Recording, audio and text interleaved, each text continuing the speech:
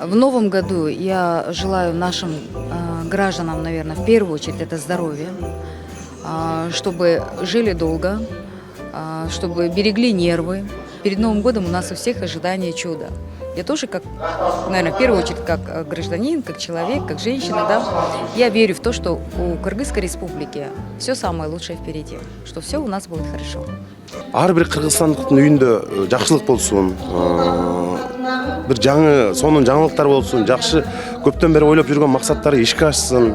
Кыргызстаныбызда анын ичинде бардык үй бүлөдө жакшылыктар болсун, ушу дүйнөдө согуш болбосун. Мен чындап мына күн сайын жатаарда ушинтип жатам. Сол дүйнөдө согуш болбосун, балдар өлбөсүн, адамдар өлбөсүн, Кыргызстанда стабилдүүлүк болсун, туруктуулук болсун деп. Ошон үчүн ар бир кыргызстандык бактылуу жашаса деген ойдомун да.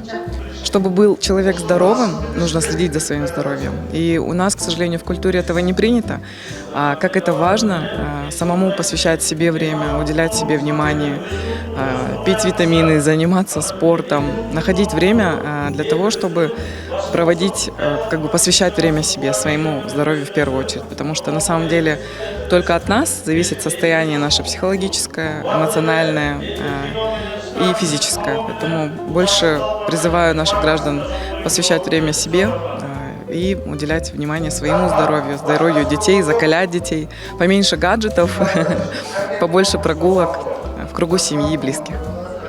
Главное – это стабильность. И я вот в последнее время смотрю, что у нас идет какая-то глубокая социальная депрессия. Вот они что-то вот с каждым разговариваешь, они говорят, что праздники, не праздники, как раньше, вот такого счастья нету. Я хотела, чтобы каждый гражданин ощущал, что он счастливый в этой стране. Я бы очень этого хотела. В новом году я пожелал бы всем кыргызстанцам мира, добра, благополучия, ну и любви, конечно. Вашим читателям, нашим читателям, потому что я тоже вас читаю, я пожелал бы ко всему относиться с позитивом, ко всему.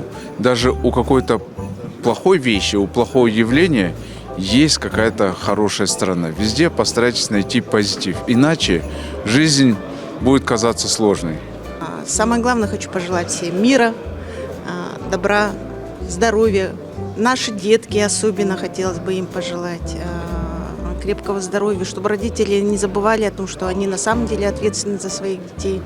Хочу пожелать крепкого здоровья и долгих лет нашим пожилым гражданам, нашим старикам, которых мы очень любим, уважаем, чтим.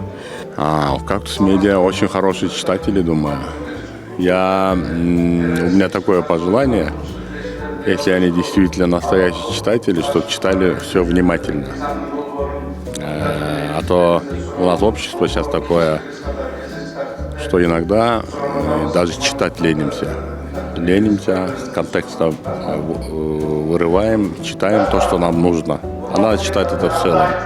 А так благополучие, здоровья всем, чтобы следующий год был для читателей зрячим годом. Ушул эски жыл эсте калган жакшы күндөр менен эсте калсын.